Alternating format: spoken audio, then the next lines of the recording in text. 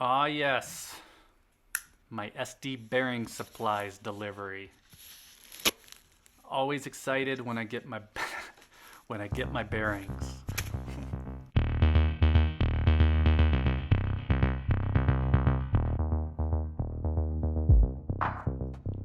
Okay, so this one might not be one of my biggest pickups, certainly not the most expensive, but I'm excited because this is a first for me, and it just happens to line up with a lot of the topics that have been coming up lately, both in the comments here and then also over on Discord. Comments like, are you buying right now? Is this the right time? What's the best fractional size? Does the year on the coin matter? When are the 2021s coming out, et cetera, et cetera? There's really a lot of those that line up with the timing on this coin. So I'm going to walk through a few of those topics quickly and give my take. This is my first 1/2 ounce American Gold Eagle. Planning to buy these every month as a base of my gold purchases this year. Now, there are a lot of reasons that I picked the 1/2 ounce, but the main reason that I'm grabbing them is the price point. I can find them for about $1,000 right now, and the premium is around 8%. They're typically pretty easy to find online. They're not as easy to find in person, but they're a good size. And the only reason I wasn't buying them previously really was that I just didn't have a reason for that price point. I had about $500 set aside for standard gold purchases each month, and that would be almost enough for those 1/4 ounce American Gold Eagle coins that I've been talking about so much. And then, since any of my one off purchases were timed according to price and convenience for me, that typically was looking for lower premiums, and those 1 ounce gold coins were the best option for me. Now, this month, my plan was actually to pick up a 1 ounce American Gold Eagle, but I was having trouble finding them locally at the time I was ready to buy, and the spot price jumped around quite a bit soon after that. So I got an online purchase in last week at around $1,900, and then I got in another at $1,840. And I'm not afraid to point out that there was a bad decision in there. Buying two 1/2 ounce gold coins within a week of each other would normally cost me that extra 3% premium difference from the 5% to the 8%. So I'd be adding about $60 to get those two coins rather than one 1 ounce coin. But pre-orders on the 2021 American Gold Eagles are discounted. So it was more or less a wash, and I wanted to start off the year sticking to that plan that I had for the 1/2 ounce coins. I figured I'd have that 2021 coin early next week, but I just got an email saying the 2021s were delayed by 10 days. Rather than the 16th, they're pushed back to the 26th, or possibly the 29th. I don't remember now, but the mint has pushed them back. And that's really no big deal, but I was having to expect it next week. And a little bit like having this very first 1/2 ounce coin, well, I was kind of excited to have that 2021 American Gold Eagle as well. And I suppose that leads into the question of the year of minting. That's come up a few times lately, and really there's no impact on value when it comes to bullion. There's no difference between a 2019 coin, a 2020 coin, a 2021 coin. And, I know that my local coin shop cares 0% about the year. But when you're buying them online, there's a price differential. So normally I'll buy random years simply because the random year coins are cheaper. I've seen a few people mention that they think the 2020 coins will be worth more because of the everything going on in 2020. Somehow that'll be a significant year. Now, I don't personally agree, or I don't think that will be the case.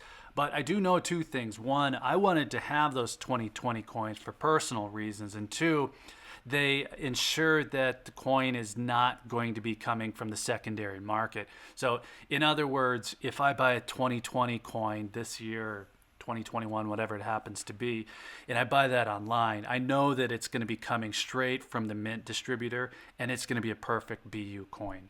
And then random years, I might get a 2014 coin, and it's been owned by several people and might be dinged up a little bit. So that price difference really just kind of lets you know that it's going to be a pristine coin when you have it in your hands. Now, some people don't care at all, others do. So that would be something that would be a consideration.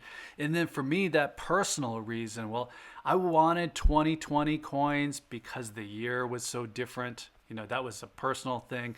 I figured that they'd be a little bit of a reminder to me that I was able to pick up some gold despite everything going on. Again, small thing, but that was in my head.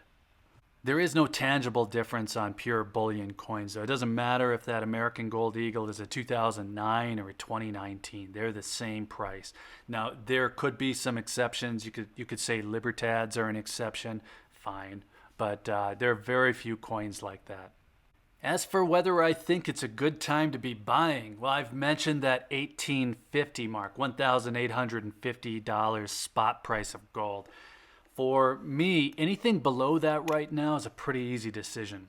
I think it's pretty likely that we're going to see some short-term price jumps. So $1,850 feels like a good price to buy in. Now, I also think if the economy turns around, or even if there's just a perception of the economy turning around, that the price of gold will probably drop again. So I don't want to be going too wild at the higher prices. I imagine January is going to be the most volatile month of the year, and if there was a month to sit out, well, this is probably it. Back to the specific coin though. Size-wise, these feel like a significant piece, and in that regard, I prefer them to the quarter-ounce gold eagles. I don't know where they fit in terms of necessity for me personally. I don't have the sales tax consideration pushing me to buy that $1,000 or more per purchase on bullion. So, like I said though, the price lines up with the amount that I have allocated to gold purchases every month. So they just happen to be very convenient. Now, so here's a quick look at the full family of American Gold Eagles, just to give you a size comparison. Something I'll just say right out of the gate is that these capsules, they're really just for convenience for me on these coins. It makes them easier to store, it makes them easier to show on YouTube, but they really don't need to be cased in plastic. Now, I see people toss them on top of each other all the time on YouTube, at the local coin shop, and I admit that I cringe every time I see that. But if you want to know why people would be okay with 22 karat gold coins when 24 karat are so easy to find, and why these coins are even hardened at all at a time when they don't actually see circulation, well, that's why. You don't have to worry about dinging them up. And every time I see somebody toss an eagle, it reminds me that there is a whole segment of gold investors and a big crowd that could really care less about the kinds of things that we talk about a lot on YouTube. They're just buying gold for the fundamentals. It's a safe asset. It's a great way to store up a hell of a lot of value outside the digital banking system. And a lot of them really could care less what animal happens to be on any particular coin. Now you know by now that I care at least a little bit, but most of my eagles aren't in capsules at all. They're in a mint tube. They're kind of stored away. I just don't worry about them. So all in all, good coin. Because I don't have a single topic today, I guess we can stop here. We can check back in on the 2021 delivery dates next week. I have the option to punt on the 2021s and switch to a random date if I'd like. I'm not sure if I will. I'm going to drop another invite link to the Discord server as well. If you'd like to check that out, feel free. No pressure either way. I don't want to make anything any more complicated. It just happens to be a little bit easier to pick general topics. And also, real quick, we passed 7,000 subs and 750,000 views here on YouTube this week, so thank you again. I'm glad to see this channel growing. It just makes the time that goes into it that much easier knowing people are actually watching. And if you haven't subscribed, please do. If you don't mind as well, hit that like button. All of that helps me out a lot. And regardless of all that though, I always appreciate you watching. I hope that you're doing well. Take care.